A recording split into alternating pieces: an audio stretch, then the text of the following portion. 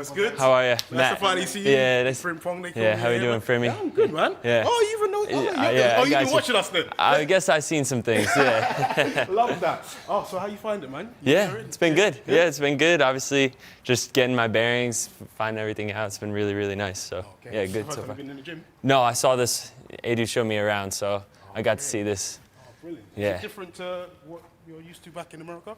I mean, this is a lot. This is probably the size of the training ground in New England. So, oh, wow, really? yeah, this is a little bigger than I'm used to. But no, it's all good. It's all good. Yeah. Listen, I feel like you're going to be smashing the weights in there. So we That's need right. to. I've actually got you on a bench press. I'm going to try out bench. I think you'll probably get me. Look at these string beans. Yeah. You know, with them long arms. No, wait.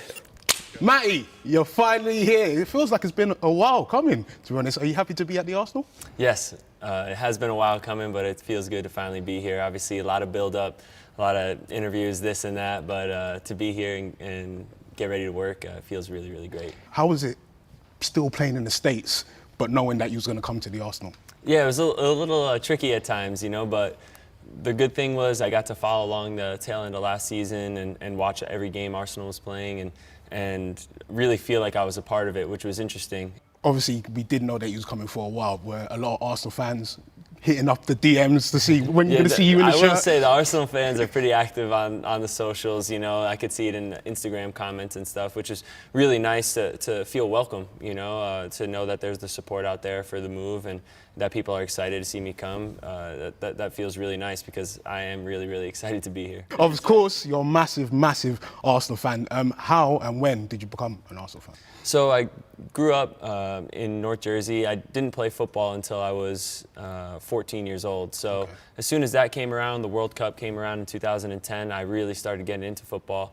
The U.S. had a great run in that tournament, some magical moments. My sisters both played for a youth team called the Arsenal growing up, so then it was just kind of like a natural connection there. Yeah. And from there, I began to follow the team pretty closely, and so did the rest of my family. Oh, brilliant. Is there any like games or players that caught your eye when you was growing up watching the Arsenal? Obviously, there was some fun years with like Olivier Giroud bagging goals. He was always fun to watch. My sister had a huge crush on him, so it's pretty funny. He's a handsome guy. Yeah, you know, he's a handsome guy. I can't deny that. Yeah, no, just everyone really, like just from the start, or 2011, 2012, like those teams, Per Mertesacker, Wojciech Szczesny when he was here. It was just a fun team to watch, exciting.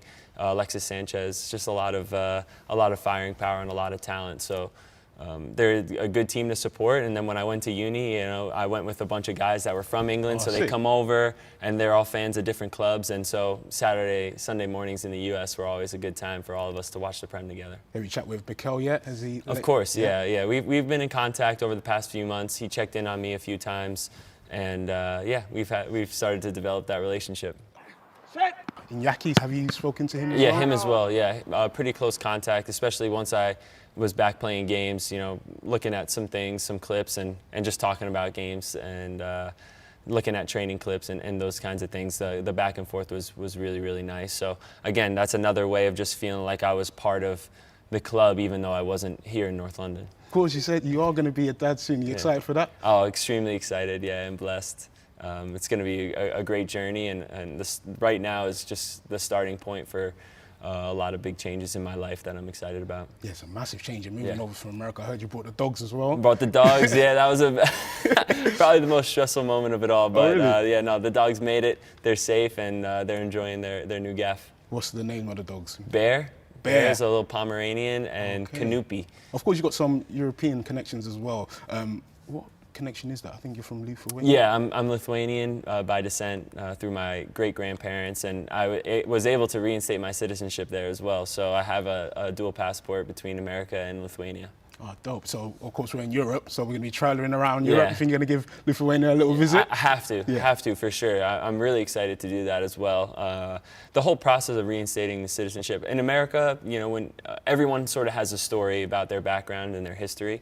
And for me and my dad, we were able to sort of go on this journey. We didn't know a whole lot about his side of the family. Okay. And when we ended up finding some old paperwork and then just starting that journey of learning a little bit more about our heritage, and that was just an excellent sort of like bonding, and you sort of know a little bit more about who you are, and so I'm definitely looking forward to getting over to Lithuania, because right after I got my citizenship, the world shut down. Yeah, that's heartache. Yeah. Of course, when I was growing up, there weren't a lot of American players playing in the league, but one position where you lot bossed it, goalkeepers. Of course, we had players like Brad Friedel and Tim Howard. Did you watch them growing up? Of course, yeah. And Brad Friedel coached me at the New England Revolution. He's the one who gave me my debut in MLS, actually. Oh, that's dope. So I'm pretty close with him. I love Tim Howard. He was probably my goalkeeping idol as I started getting a little bit older and appreciating it more and more.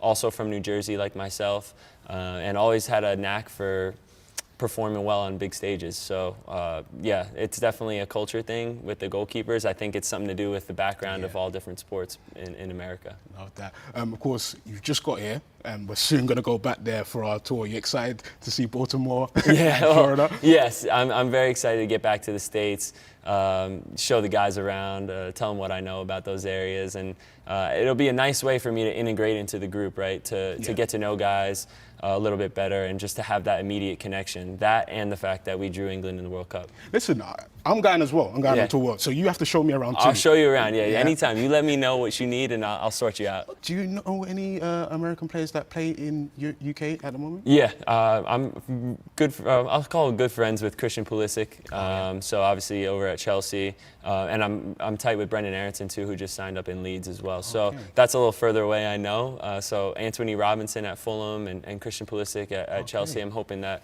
I'll get to spend some time with them and create those relationships off the field as well. I have a cousin who lives in London, and obviously some of my friends from uni back in the day that still live in and around London, which is nice. Do you visit London a lot then? So I visited just once when I was like, I think 18 or 19 years old. Yeah. I was up in Manchester mostly, Manchester, and then we went to the lakes as well for like a New Year's Eve sort of thing, and then back to London for a day or two, and it was nice. You know, I definitely have a lot more of the city to explore and to see.